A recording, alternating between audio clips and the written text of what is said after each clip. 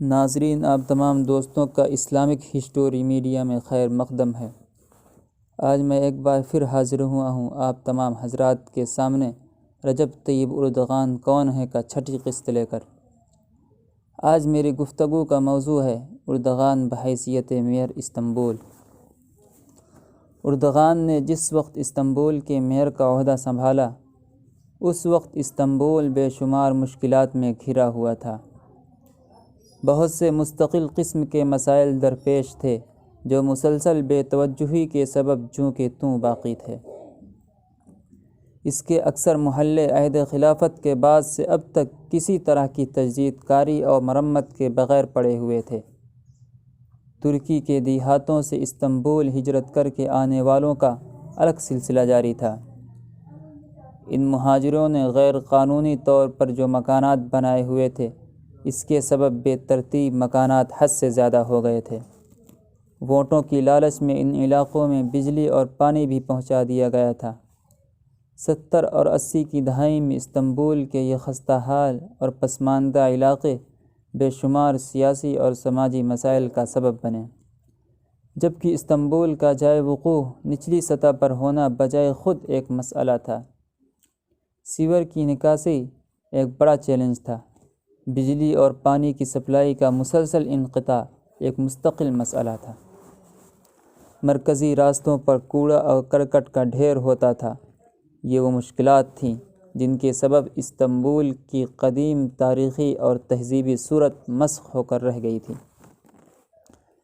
ان سخت اور مشکلات حالات سے اردغان کے عزم مصمم پر کوئی فرق نہیں پڑا۔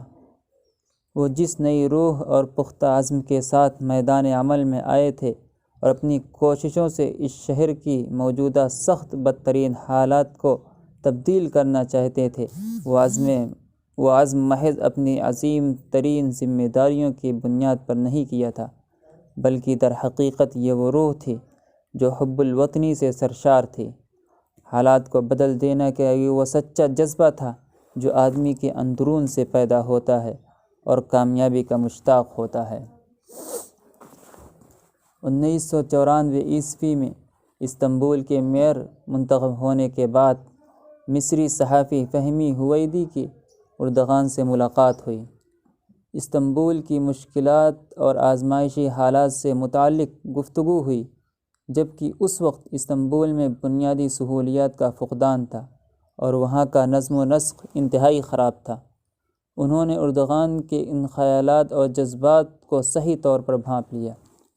چنانچہ فہمی نے اردغان سے اپنی گفتگو پر تبصرہ کرتے ہوئے کہا، اردغان محض ایک منتخب میئر کی حیثیت سے گفتگو نہیں کر رہے تھے، بلکہ وہ اس طرح گفتگو کر رہے تھے جیسے وہ اس شہر کے عاشق ہوں اور ان کے ذہن کے پردے پر شہر کا تفصیلی نقشہ، اس کے آثار اور راستے سب نقش ہوں۔ اردغان نے محض 4 سال کی مدت میں جو کامیابیاں حاصل کیں وہ کسی معجزے سے کم نہ تھیں۔ انہوں نے استنبول کی ان مسائل کو حل کر لیا جن کا لوگ مسلسل سامنا کرتے تھے۔ مکمل طور پر وہ اس کی صورتحال تبدیل کر ڈالنے میں کامیاب ہو گئے۔ گندگی میں ڈوبا شہر صفائی اور نظم و نسق کا نمونہ بن گیا۔ ہر طرف پارک اور سبزے نظر آنے لگے۔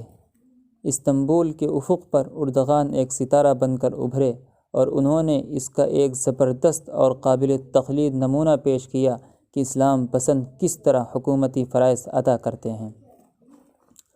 انہوں نے یہ نمونہ پیش کرنے میں صرف اسلامی شعائر کا سہارا نہیں لیا، بلکہ ان کے منصوبوں اور کامیابیوں نے ان کے کام کو مثالی بنا دیا۔ ہر گھر میں پانی پہنچنے لگا، ہر گھر کو بجلی ملنے لگی، ہر فرد کو روٹی ملنے لگی، تمام راستے صاف ستھرے اور پختہ ہو گئے۔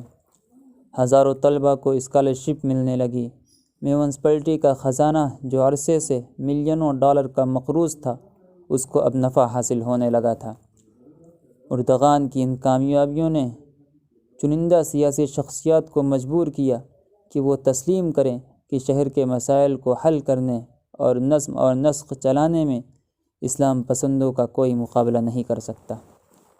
در حقیقت ان کو یہ تسلیم کرنا چاہیے تھا کہ اسلام پسند حکومت میں توازن قائم رکھتے ہیں، لوگوں کی مشکلات حل کرتے ہیں، وہ محض مسلمانوں کے لیے خوش کن نعرے نہیں لگاتے، صرف ان کو جنت کے سبز باغ نہیں دکھاتے اور جہنم سے خوف نہیں دلاتے، اگرچہ ان چیزوں کی اپنی اہمیت مسلم ہے، مگر اسلام پسند ان امور کے ساتھ زندگی اور معیشت کے مسائل کو حل کرنے کے لیے عملی منصوبہ بناتے ہیں اور عملی اقدامات کرتے ہیں۔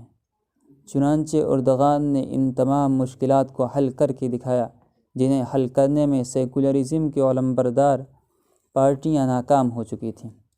اس کی وجہ یہ تھی کہ یہ پارٹیاں قومی ضمیر سے اپنا تعلق منقطع کر چکی تھیں اور بہت سے مفاسد میں مبتلا تھیں۔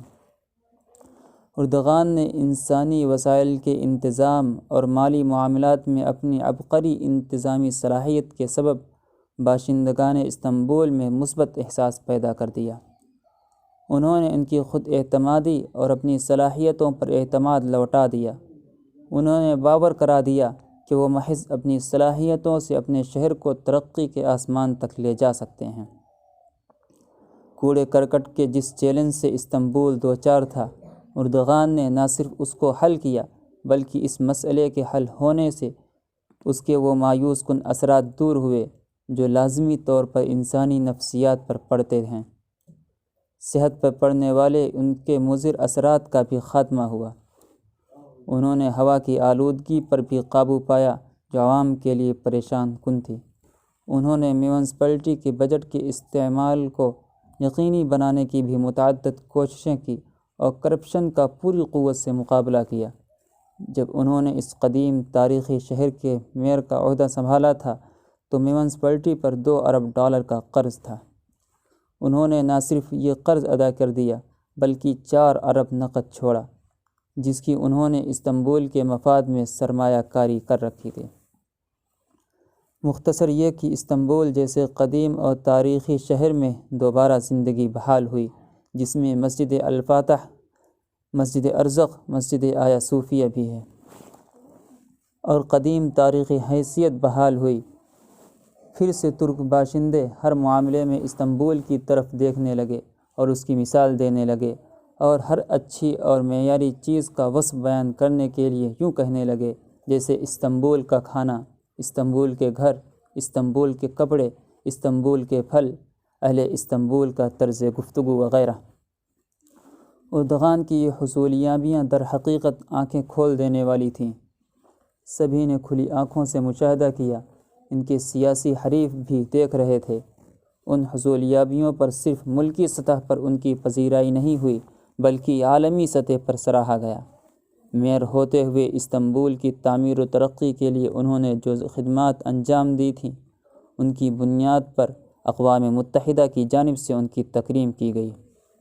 یہ بھی عجیب بات ہے کہ اردغان کی حصولیابیوں کا اپنے اور غیر ہر شخص نے مشاہدہ کیا، عالمی سطح پر اعتراف کیا گیا، لیکن جیسے ہی اپنے ایک خطاب میں انہوں نے سلطنت عثمانیہ کے کارناموں کا تذکرہ کیا تو سیکولرزم کے صنم کے پاسبانی کرنے والوں نے ان کو اس طرح ان کے عہدے سے برطرف کر کے عدالت پہنچا دیا گویا سب کا خون سفید پڑ گیا ہو۔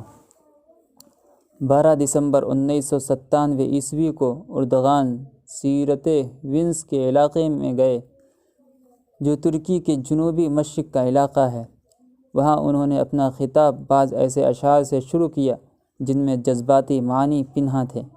ان میں سے بعض اشعار کا مفہوم یہ ہے کہ ہماری مسجدیں ہمارا بیرق ہیں، ہمارے گنبد ہمارے خود ہیں، ہمارے مینارے ہمارے ہتھیار ہیں، نمازی ہمارے لشکر ہیں اور یہ مقدس لشکر ہمارے دین کی حفاظت کرتے ہیں۔ اردغان کے یہ الفاظ ان کی سزا کا سبب بن گئے۔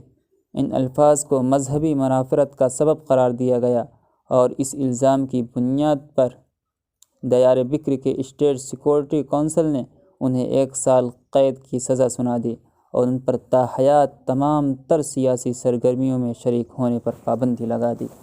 اب کل کی ویڈیو میں انشاءاللہ اردغان قید تنہائی کے موضوع پر گفتگو کی جائے گی۔ تب تک کے لیے حضرات سے جدا ہوتا ہوں۔ السلام علیکم ورحمۃ اللہ وبرکاتہ۔